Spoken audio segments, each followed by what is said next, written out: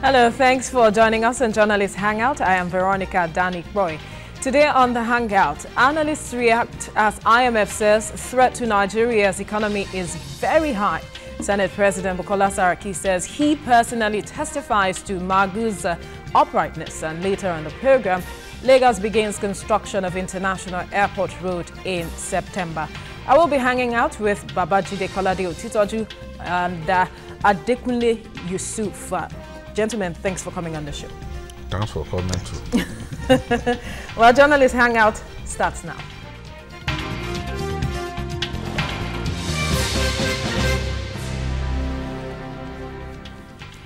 When International Monetary Fund predicted that the Nigerian economy will be out of recession this year, a lot of Nigerians were excited. Many have eagerly waited to see the prediction come true.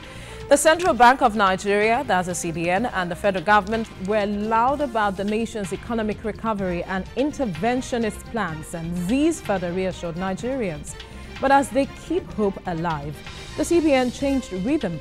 It said unless something is done urgently, the economy might be plunged into a bigger mess.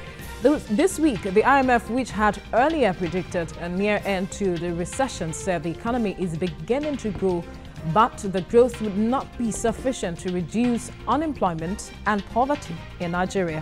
Experts are worried and Nigerians are hungry. What exactly is going on, Chidi? Yeah, I think that every sensible and perceptive Nigerian can see clearly that we are not out of the woods yet. What Nigerians want to see is actual rebound and not just stories that we can't easily verify. Because when there is real momentum in terms of economic growth, everybody will be able to feel it. Everybody will see it. Yeah. You know, when the Indians had real economic growth under the former PM Vajpayee, the whole world took notice. And when our economy was quite strong on the strength of high crude oil prices, global crude oil prices, the whole world took notice of Nigeria. And everyone was saying, look, Nigeria and China represented where the world should expect real economic growth in terms of numbers. And that was, I'm talking about 2014, the beginning of 2014. But all that is gone now. The era of high crude oil prices are gone. In fact, the world is moving inexorably away from crude oil as an energy source. So now we need to look inwards. How do we get our economy out of the woods? The biggest problem we have is implementation of policy. What really are even the policies that we're talking about here? The government has said it intends to spend its way out of recession. Of course, there's nothing wrong about that. But my own concern is, as much as we're taking loans and we are saying, oh, we want to spend money on infrastructure. If we know the history of Nigeria very well, we also know that history always finds a way to repeat itself. Yes, yeah. The first jumbo loan that Nigeria took was in 1978, and it was just 1 billion. We are in an era now in which our president wrote to the Senate asking for $30 billion. 1978, 1 billion for infrastructure at the time. But what happened? We took that loan. By 1980, the civilians, by the 80s, the civilians had taken over, and they were much more interested in taking loans than the government that they supplanted. So they took so much loans, those projects were abandoned. In some cases, those projects were not even started. So we have a situation in which people would take so much loans without those loans being used for the infrastructure that they told us they are going to use those loans for.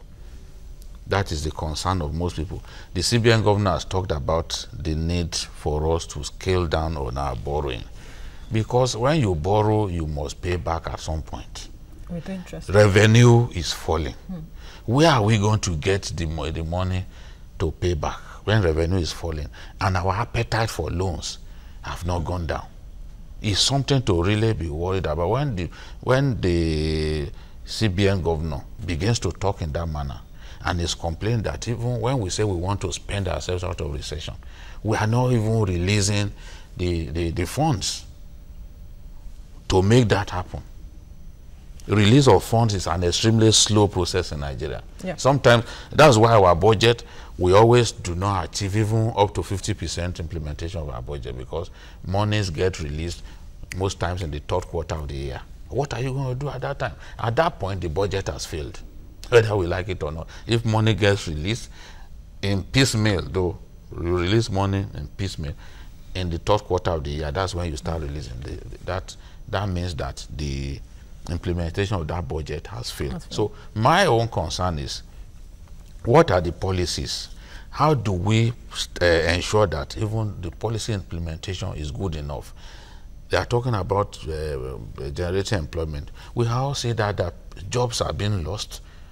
New jobs are hardly being created. So you can't say the economy is growing. You can't say we're out of recession. Nigerians on their own, no matter the beautiful English that you speak, like someone who has come from the UK, they know and they can see that things are, yeah, they can feel the fact that the economy is not moving at the pace that it should move. So that is why, in my view, the government, since we said we want to spend ourselves out of recession, then let's see that happen. Let's see money being released so that jobs can be created. Infrastructure itself will create more jobs, and it gives us the possibility of repaying even loans that we have taken. But if we do not focus on infrastructure, then how do you pay back? You cannot be taking loans to service consumption. It's a senseless thing to do. All right, Adekunle, I come to you now. IMF is saying that we need to come up with coherent policies, and the government has come up with several measures in terms of the government's economic recovery and growth plan, that should drive diversification and also ensuring that there is a resolution of the crisis in the Niger Delta. But it seems that these policies, or these plans rather, are not really driving us out of the recession, so to speak. I think even if you don't want to listen to what emanates from IMF, maybe you don't trust the indicators, they bandy around. We ordinary, citizens, we know when the economy is buoyant. What you say, the amount of English you say, whatever you say, people know when the economy, because they feel the impact. They live in the country, so they know what is happening. You see, the problem with our economy didn't start with this administration. Diversification has become like something like a national anthem of every government in Nigeria. But we have never been able to articulate a workable plan towards, diversification journey for Nigeria. Why is that? Why? There is lack of continuity. When a government comes in, the moment that government, packs its, the other one that comes in, so you see that a lot of policy reversals and all that, even within the same government, even from one party to another, even from the same party upwards. So this has worked against the economic interests of this country for a very long time. Like now, the government recently launched economic diversification, growth, recovery, and all. Yeah. This is a beautiful thing, but it is one thing to launch it, it's another thing to have the political will to push through. We still depend on oil revenue. Whereas a country like Nigeria is blessed enough to make it in agriculture. There are countries that are doing very fine without having just a drop of oil. So in this country, how many state governments, how many, policies of government, have come out to help people move towards agriculture? Is it just trial I'm and not error? talking about subsistence level, I mean mechanized farming. You can try with one product first to test run. You can move again. But recently you hear want to export yam. We started exporting yam. Yeah. You are exporting yam. What quantity? Show me the programs, the policies that you have put in place, and this exportation you are talking about as a result of surplus, and you are sure that you can continue that. At a point in this country, people are talking about Nigeria is exporting cassava, but look at Gary today. So the problem is Nigeria, we haven't come out to draw a program that where are we really going in this country.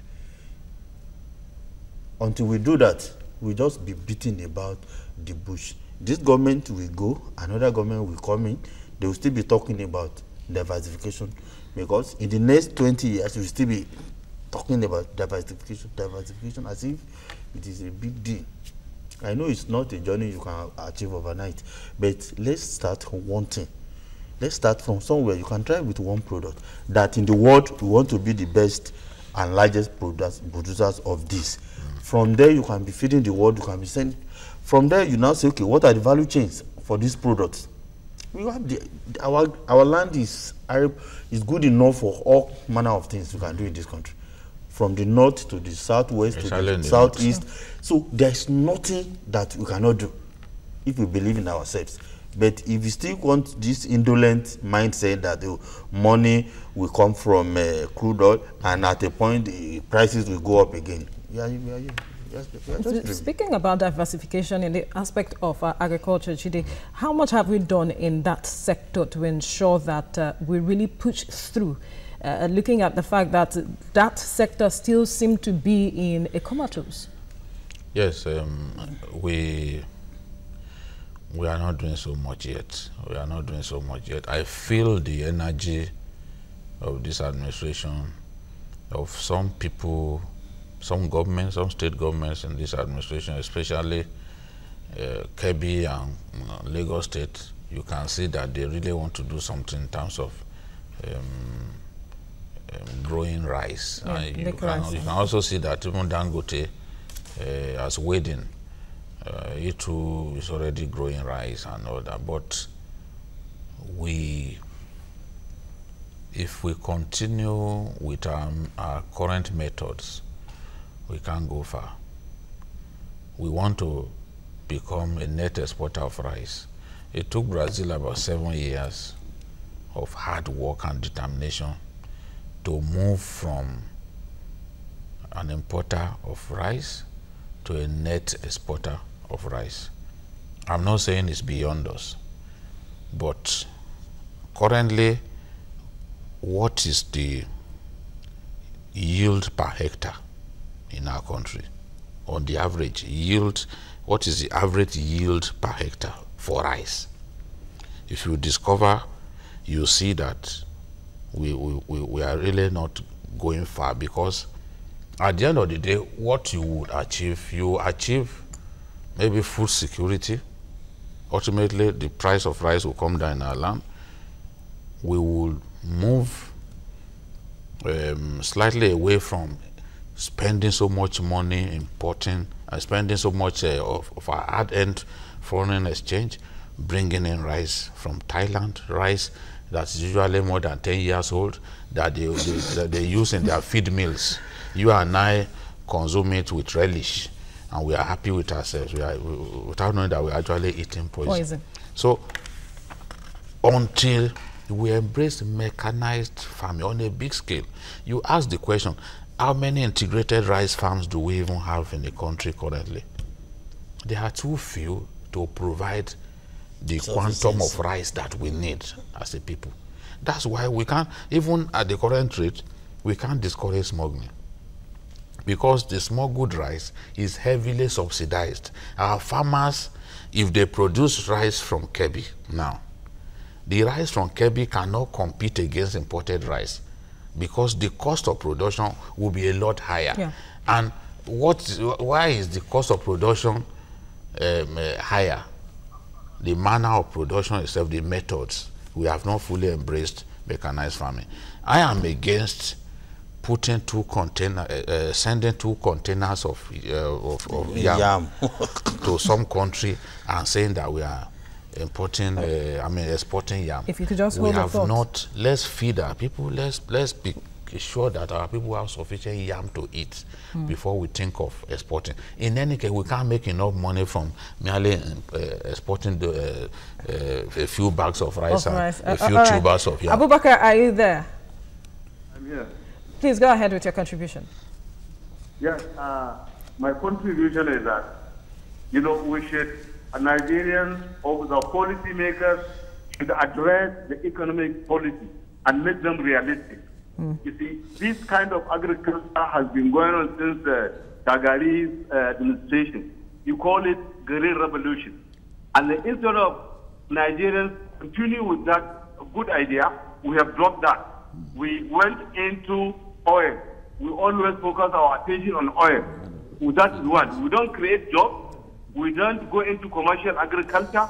And our spending, especially our political masters, our political office holders, should contribute to the sacrifice and contribute half of their salary and their allowances, so that we get started well. At the end of the day, then we'll now, when our economy is gaining ground, then we revert back to the reality of life. But at this juncture, I'm afraid if this trend continues, Nigerians may find it difficult even to have a 3 square meal. Thank you very much. Thank you, Abubakar, for your contribution. Now, he made mention of spending, our spending. We are yet to drastically cut down on our spending because some of the proceeds made from even the oil sales are used for paying of salaries and importation of other things. And are we really importation of things that we can produce? Ready to make take drastic steps to make this change we really require for our economy to grow? You see, I think we are the only country of all big nations. We are the most unserious country in the world, in the sense that we export everything that we need and we import everything that we have that we can do for ourselves. I was in discussion with some people and we saw, this ruler that we normally use in the primary school. We saw that when we were kids, you will see that yellow color, wood, made of wood. They put it made in China. Could you believe it that as of today, some of us had left primary school 30-something years ago. But you see, the same ruler in Nigeria today, made in China. I couldn't believe it. I said, okay, do you mean that for life we'll be importing rulers like this from? Then people started showing me that even pencils, we import toothpick, we import all these things. You ask, why are we like this? Is it a question of leadership or we are just not serious? Believe me, many of these things, they don't even have roots in China. Many of the, the timber industry that they depend on, we have to. We give it to them, they take it away, they process it, and they send it back to us. You ask, do we really have brains? Are we animals? We should be thinking that our country. So all these expenses, they don't work in our interest, because when it comes to balance of we are at a deficit. So you make a lot of money from oil, even when the prices were high. And at the end of the day, what do you benefit? That's the issue. So we are not ready. We are not ready. We are not ready. We are not ready. We are not ready. And our policies are not well spelled and out. the people in charge don't seem to, they are not that nationalistic enough to say, okay, yes. They are busy playing politics. So how then it doesn't mean that it is lip service we are paying today to all of the calls for industrialization, you may call it changes in diversification or whatever the name been given to it. We are not ready. We've been talking about diversification since my days in secondary school at least. And I remember Obasanjo had Operation Feed the Nation. Then Shagari had Green Revolution, which some people changed to Grid Revolution. You know? So we move from one to another. It's not like it's a new thing to try to take agriculture seriously in our land. It's not a new thing. But the environment has to be such that even foreigners can come into our country and invest in agriculture. So this right now is not attractive at all to investors? No, the policies are actually chasing investors away. Do you know how many investors have left Nigeria in the last 2 years? So the policies must encourage investors to remain here. I was reading yesterday that even the airlines, as much as we've complained that you have no reason holding their money that they earn in Nigeria in dollars. You are holding their dollars. Up till now, those airlines still have millions and millions of dollars trapped in Nigeria. It can't encourage anyone to come and invest here. It can't. So we must relax the policies so that people will feel welcome here to come and do business. There's no reason why people shouldn't come, Israelis shouldn't come and invest in agriculture. They are fantastic in agriculture. The Chinese, they can come here and do it. Even the French, they can come here and invest in agriculture. The environment must encourage them. That is first and foremost. But if we cannot provide the environment and the kind of stability in policy that will make them feel that, oh, if we come here, there won't be a policy of some sort that will render our investment, will put our investment in jeopardy, they will not come. So there's a lot that we need to do. There's a lot that we need to do as a country. All right, Adekunle, your final word on this topic before we move forward. The government should just wake up from its slumber. That's all. All right, when we return, Senate President Bukola Saraki says EFCC Chairman Ibrahim Magu is an upright man. Details when we return. Stay with us.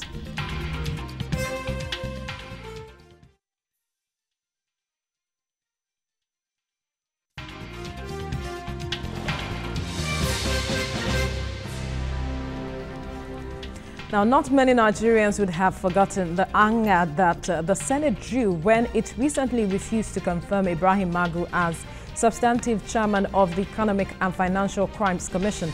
Many Nigerians felt let down and saw the development as the biggest disaster to have come out of the 8th Senate. Then the Senate said Magu was rejected because he failed his interview. But when it appeared that many had moved on, the Senate President Bukola Saraki recently went back to the story. He said the Senate had no premeditated plan to reject Magu and that its decision was in the interest of democracy and posterity. Surprisingly, Saraki in the same interview said he knew Ibrahim Magu to stand for what is right. Is Saraki playing to the gallery? Before we go to that question, Mustafa Ogunchakin joins us on Journalist Hangout this evening. Thank you for coming on the show. Thank you very much. Now, okay, maybe I should start with you on this topic. Speaking about Saraki saying that Ibrahim Magu is an upright man and he knows him well on that note. But then, is he playing to the gallery or is he trying to exonerate the Senate from all of the happenings that went on then? I think this is very interesting for the Senate President to have come out at this juncture to now say this. I think it's particularly interesting. For me, it connotes two things. Number one, he confirmed that Magu is an upright person. Every person that is in the security system, particularly in the financial circles, in the SFU, they know Magu to be, they know who he is. So for him to now confirm, one begin to wonder, what is all this hullabaloo about? Why? It certainly means that some people have been playing politics with the appointment of this man. So the question we need to ask now is that why is it that people are playing politics with this appointment, knowing fully well what it means to Nigeria at this particular time? I would like to know who these people are if it is not the Senate who tried to confirm. It's not only the Senate that I'm not going to hold the Senate only responsible here. The Senate is doing so. The people that did the DSS report, they are doing their own. You begin to wonder what is their interest. In whose interest are they doing this? But one thing I'm happy about is that the presidency has stand firm that this is the person that they want, and they're still going with that. I think with this now, people should begin to look at this statement from the Senate. Maybe it will give them an impetus to do the right thing. Now, speaking about the Senate, you mean? Yes. All right, I come to you now, Adekune. If you try to distill what Bukola Saraki has said, I think maybe he's trying to let Nigerians see a lot of things that maybe ordinarily people wouldn't talk about. For example, most Nigerians, heap the blame of non-confirmation of Magu on the Senate. In reality, it is not true, because that report was never authored by any senator, and the agency, doing the writing of the report was an agency of the presidency. So one wonders. So, and if the presidency wants, the question should go back to the presidency. I've been here several times, criticizing Bukola Saraki, but I think I like the way he spoke now. Like, many people believe Magu is a this, is a that. No, he has come out to say Magu is an upright person. That's the quality of the people, of the person that should hold or occupy that office. That is what Nigerians want to hear about. The other, politics, people are not bothered. So we should now insist that yes, Magu should be the chairman of this. Jide, would like your thoughts on this issue. Yeah, I think this proves clearly that Magu was not rejected by the Senate for any altruistic reason. Magu was rejected for selfish reasons on the part of those senators, because he has shown himself to be a good moral specimen. In our nation, it's like it's difficult to find decent people, but there are still decent people in our country. Yeah. No matter how few they may be, there are still decent people who stand for the truth. And that's what the Senate president confirmed, that look, there was a time that they were going to use him against them, and he said, no, I'm not going to allow myself to be used. Which means that he will do what he thinks is right, and what he thinks is right is fighting corruption, and he's doing that. So it's unfortunate that the Senate didn't think it was good enough to be confirmed, including, of course, the Senate president, who has now said discovered him to be upright. But well, he based it on the fact on the DSS report that it is not the Senate, but the DSS report that came out that made it impossible for them. And he had to find a way. He had to find an excuse. The same Bukola Saraki has come out to say he no longer takes pensions from Kwara. And the question to ask is, when did he stop taking pension? Because even the severance package, the obscene severance package in Kwara, was designed by him just before he left office. So is he now saying that, oh, he didn't know what he was doing when he was designing it? At what point did he realize that it was wrong, that it was obscene? Or as he suddenly realized that, oh, people are suffering in Nigeria, so it's immoral for me to continue to take this kind of money? Because there is record of him taking that money. You know? He designed the severance package just before he left office, the same way that the Father Christmas of Nigerian politics, the former governor of Akwa Ibom, designed a severance package for himself. The same way that Rotimi Amechi also sat down and designed a severance package for himself, and some other people even before them. So this statement, he's making is a political statement? I'm not going to go ahead of myself over a statement that Buki made.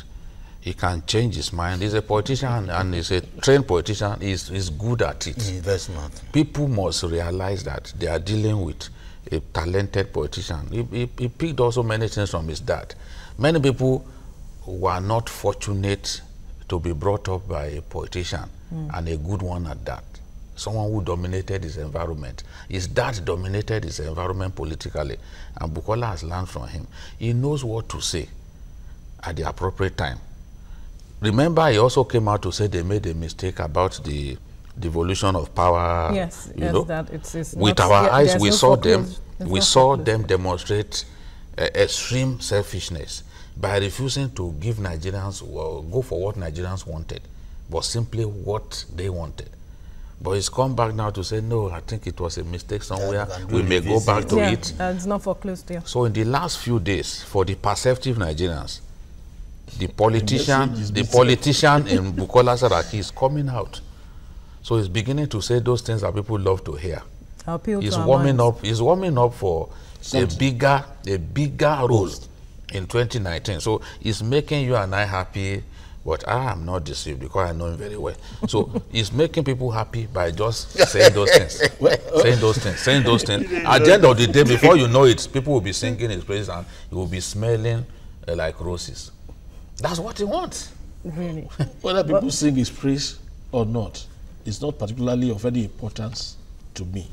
But for them, if there is a way they can waggle through the DSS report, you know, and that is, I think, the most important thing. Revisiting that report. Whether it's sugar-coated or not sugar-coated, it doesn't matter to Nigerians. But do the right thing. Let this country move forward. The Senate, if he has said this, I expect him, as the leadership of the Senate, to call to question the DSS report now. Can DSS, for instance, I expect the Senate to ask the DSS, can you stand by this? Let them bring the Director General of DSS to the Senate to come and defend that report. If you cannot defend the report, then I expect the Senate to go ahead and confirm. It doesn't matter whether it's a politician or not. You see, even in this country, there are politicians that are decent people. You understand me? Whether it's, no matter what he wants to do, that is his own business for now. But for God's sake, at this point in time, Nigeria needs to move forward to do the right thing. Yes. The Senate will never go back to that. No, I don't think. But See, when they tell us, if you analyze his statement very well, my best takeaway is that Magu is the right guy for the job. That's interpretatively. If that is not in question, then you should move ahead and do the right thing. Which is? Because you said it's an upright man. The job is meant for somebody. It's like you just 12.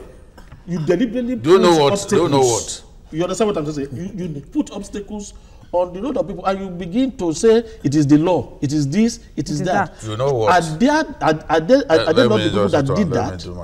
You understand me? They did that now. They did that report. Let them undo what they have done and make a smooth way.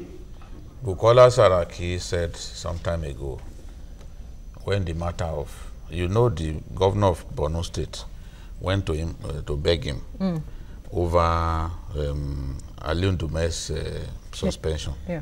He said, the problem is not me alone. The decision is not mine alone. What he said was his own opinion. At the end of the day, he was going to say his colleagues in the Senate took that decision. It was an overwhelming decision to reject Magu.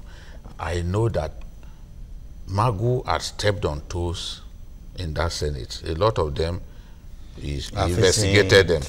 I know too that the federal government, the government of Buhari, made a mistake. They should have forwarded his name earlier. And when the acting president now tried to do that earlier, some people frustrated that attempt to present, when the president traveled and he tried to present his name, it was frustrated. The thing is, in the Senate now, they do not want to hear about Magu. So the Senate president merely said something that he wants Nigerians, that it's fair to please Nigerians. All right, quickly. Time will show clearly to us that it did not come from his heart. All right, quickly. Adegboyega, are you there? Go ahead with your contribution. Good evening. Yes, good evening to you, please. Good evening. Good evening to you, sir. Good evening, sir. Yeah. See, please, let's quickly say this. Nigerians, we need to be very, very careful this time around. When a bad egg starts painting itself to look good, we need to be very, very careful. A bad boy trying to form to be a good boy these days, there is something creepy. There is something fishy. Before Saraki would say Magu is not the good person that is not right, while they have been saying earlier that he's a very bad person without trying to consider him, I think Nigerians need to be very mindful, cautious, and very careful these days. Something is definitely fishy. Nigerians, something is fishy. Thank you for your contribution. I think he's aligning with the position of GD that Saraki is not to be trusted for. But of course, I grew up in Ilorin.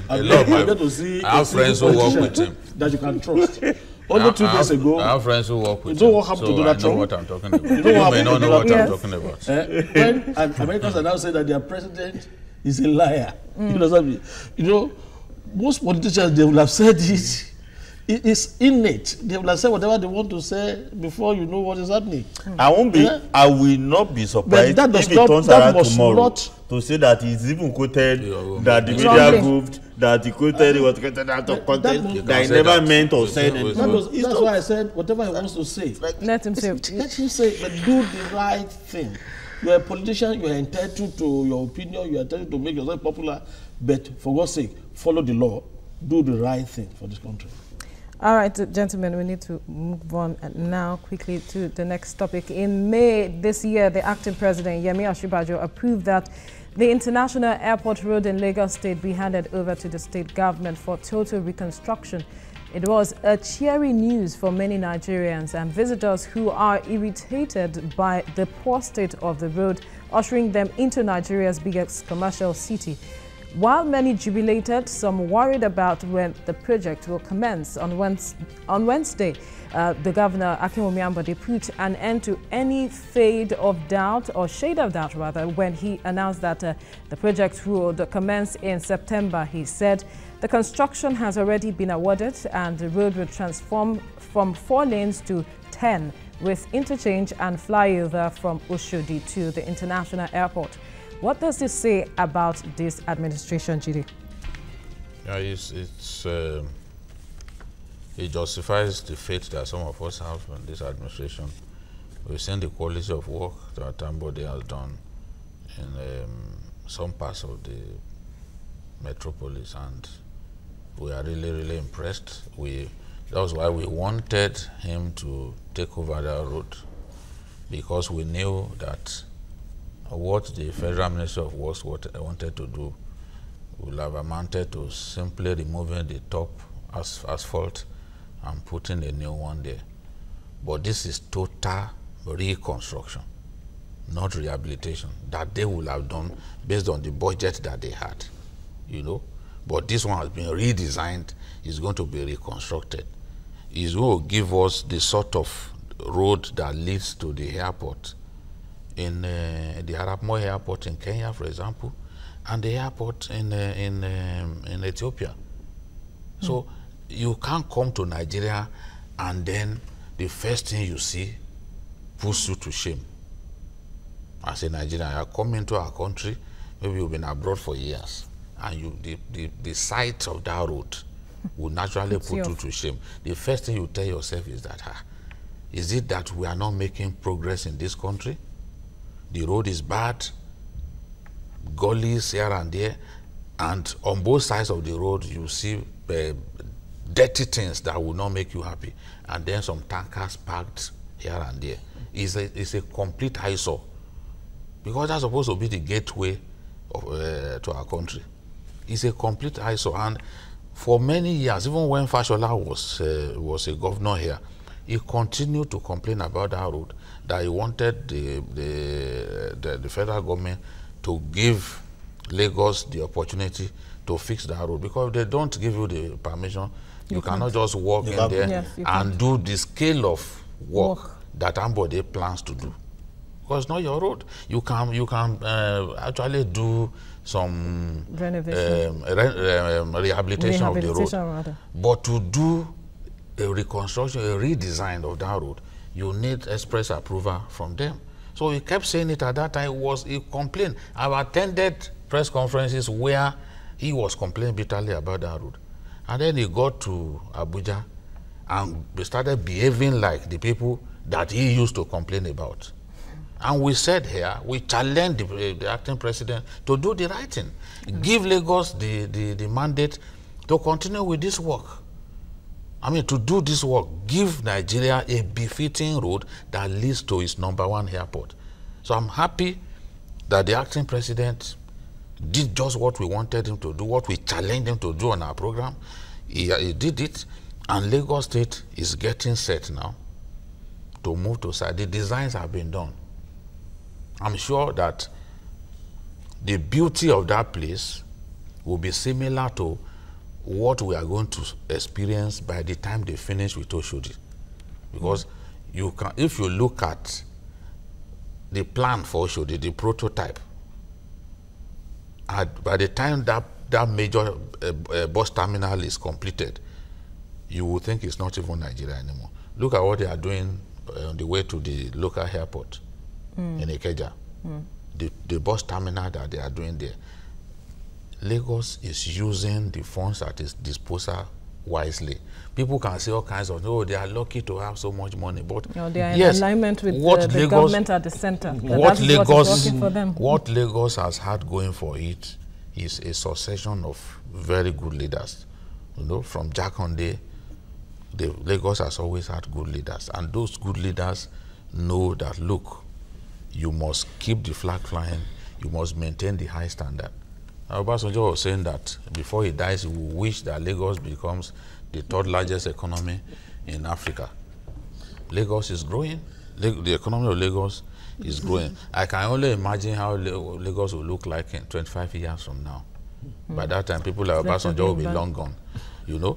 But we can only imagine. You are not going to 25 years. You still want that man to be alive in 25 years. What's your problem with it? Are you God? You see, don't you know what that means? Do you know the beauty of this? Even if the federal government is sincere and it wants to do a total reconstruction, just like what Lagos State is planning, believe me, the vagaries of politics at the federal level can kill that dream, in the sense that what is happening to Lagos Ibadan Expressway now, some guys in the National Assembly can just arrest that program midway or at any time. You know what I'm talking about. The moment you deny it of funding, that's the end of it. There's no dream when you cannot fund it. So, but by leaving it in the hands of Lagos State government, you know what to do. You are ready. The ideas are there. The fund is there.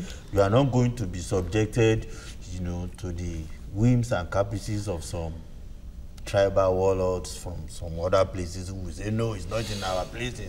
So I think we are in the right direction. We are in the right direction. So now my question to you now is, with Lagos coming to the rescue of, so to speak, of the federal government for this road, and then the Senate not agreeing to the devolution of powers to the states and, you know, some of these issues, how can we push projects like this that are begging for timely intervention, like the Apapa roads and other roads? Yeah, I think this is very interesting, and that the acting president made this move is not particularly strange to me. Because even as Attorney General in Lagos State, he pioneered so many of these moves. For instance, Lagos was the first to do this IPP electricity project. And coincidentally, the federal government at that point in time frustrated the idea.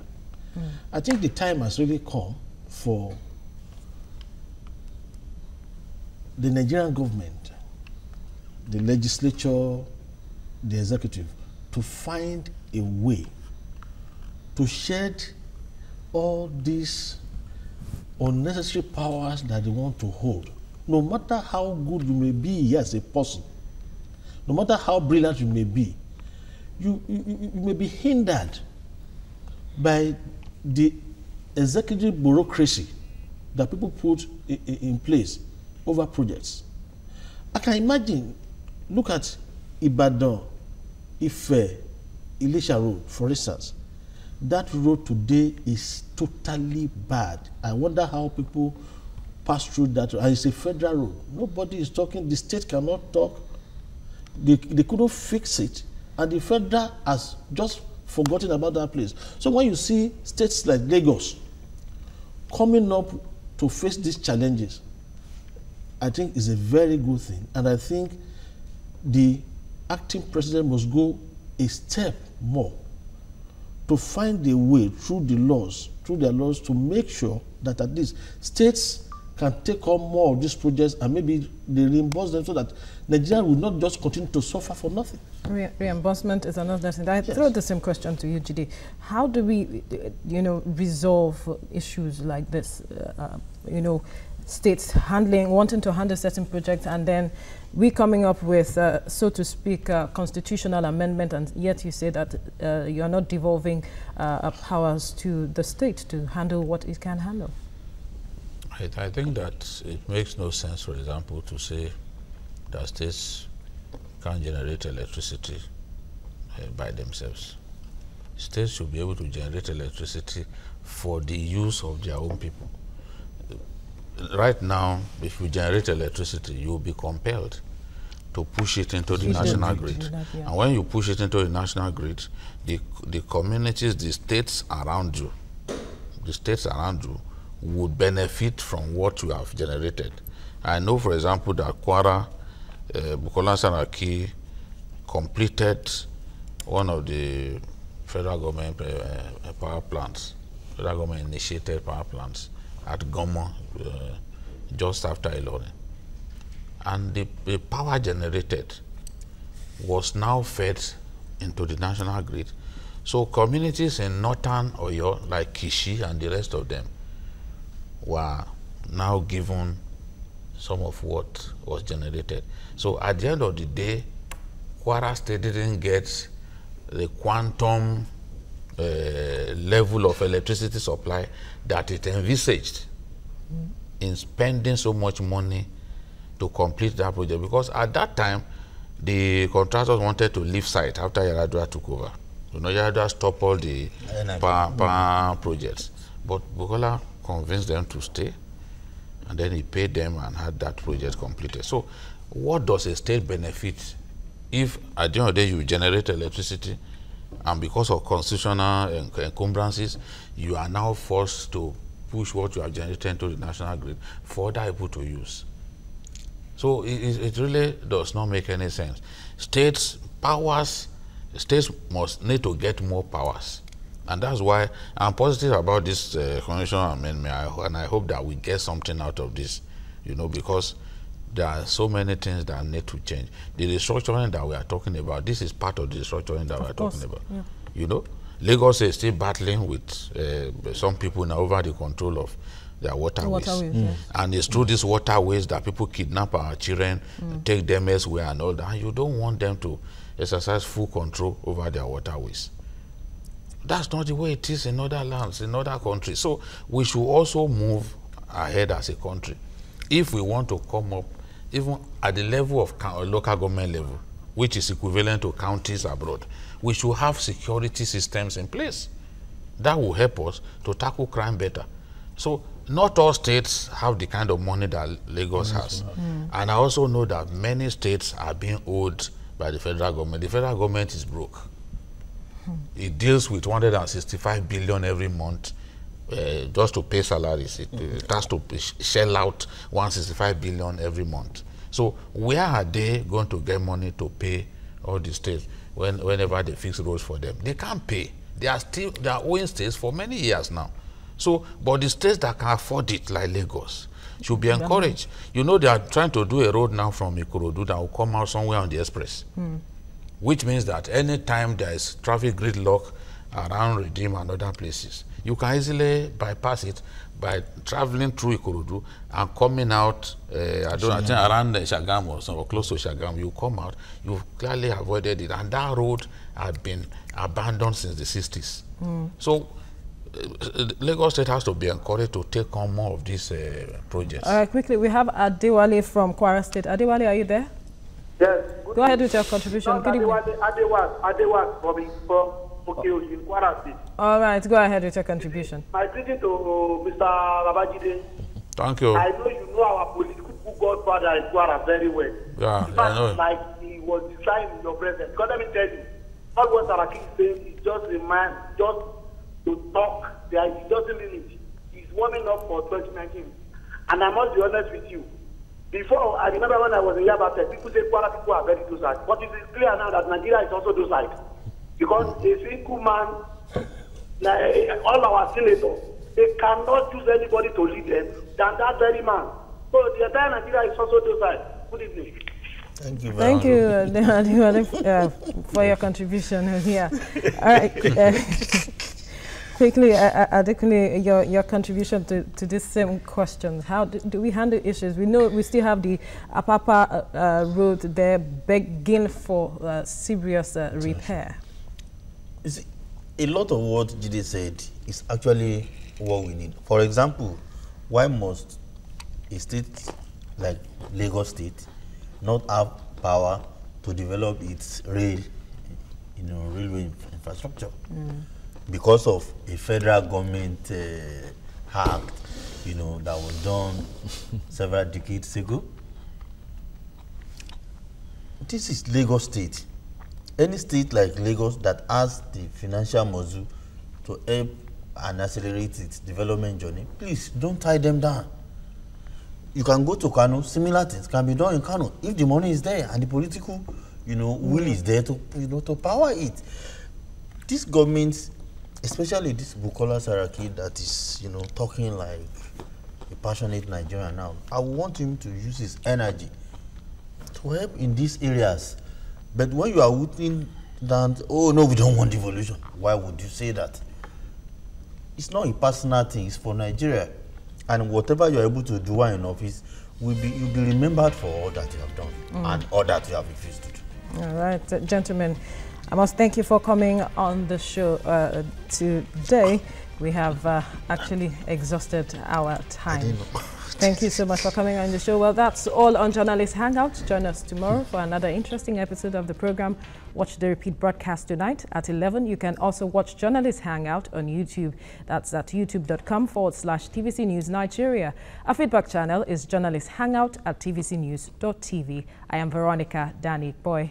Bye for now. God bless Nigeria.